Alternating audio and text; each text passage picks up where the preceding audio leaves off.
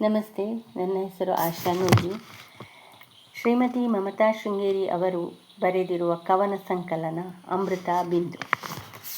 ಅದರಿಂದ ನಾನು ಈಗಾಗಲೇ ಕವನಗಳನ್ನು ವಾಚಿಸಿದ್ದೆ. 33 ಕವನಗಳನ್ನು ವಾಚಿಸಿದರೆ ಈಗ 34ನೇ ಕವನಗಳು. ಶೀರ್ಷಿಕೆ ನೆನಪುಗಳ ತೇರು.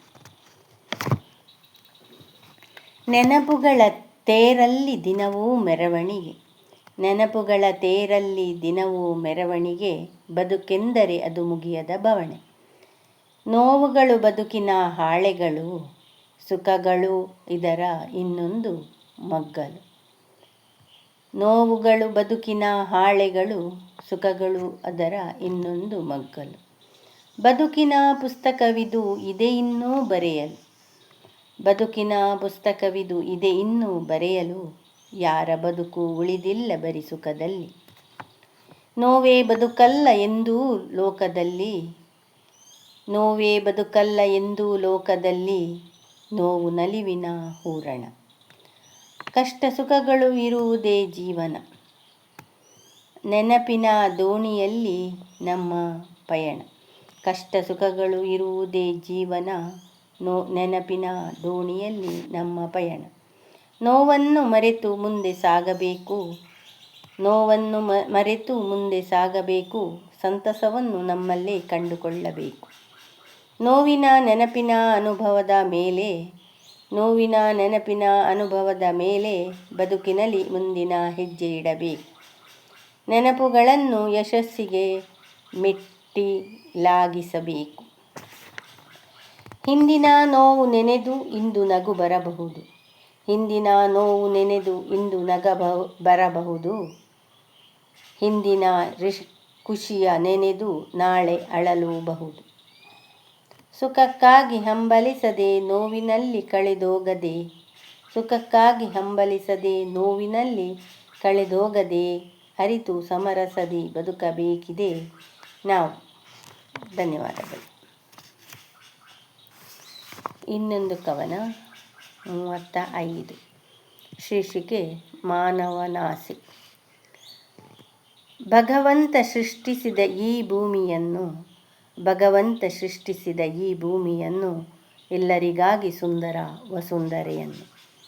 ರಮಣೀಯ ಪ್ರಶಾಂತವಾಗಿತ್ತು ಈ ಧರೆ, ರಮಣೀಯ ಪ್ರಶಾಂತವಾಗಿತ್ತು ಈ ಧರೆ, ನಿಸರ್ಗವಾಗಿತ್ತು ಸಕಲ ಜೀವಿಗಳಿಗಾಸರೆ.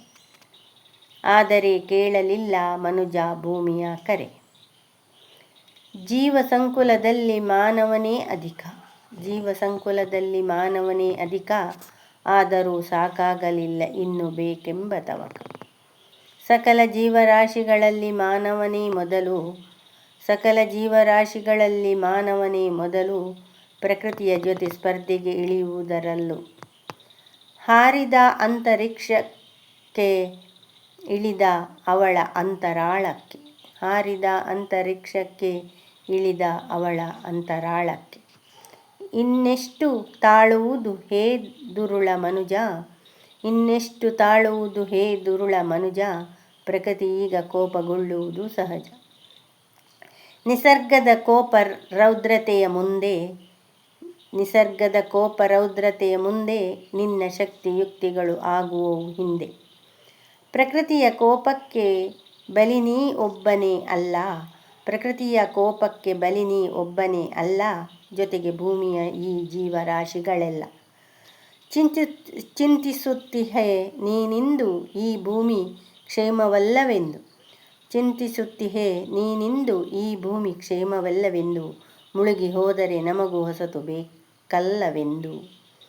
ಮಾನವನಾಸೆಗೆ ಕೊನೆಯಿಲ್ಲ, ಜನಸಂಖ್ಯೆಗೆ ಮಿತಿಯಿಲ್ಲ, ಮಾನವನಾಸೆಗೆ ಕೊನೆಯಿಲ್ಲ, ಜನಸಂಖ್ಯೆಗೆ ಮಿತಿಯಿಲ್ಲ, ಜೊತೆಗೆ ಅವನು ಬುದ್ಧಿಯನೆಂದೂ ಕಲಿಯಲಿಲ್ಲ.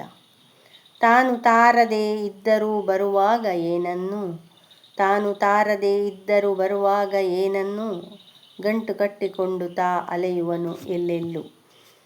ಧನ್ಯವಾದಗಳು.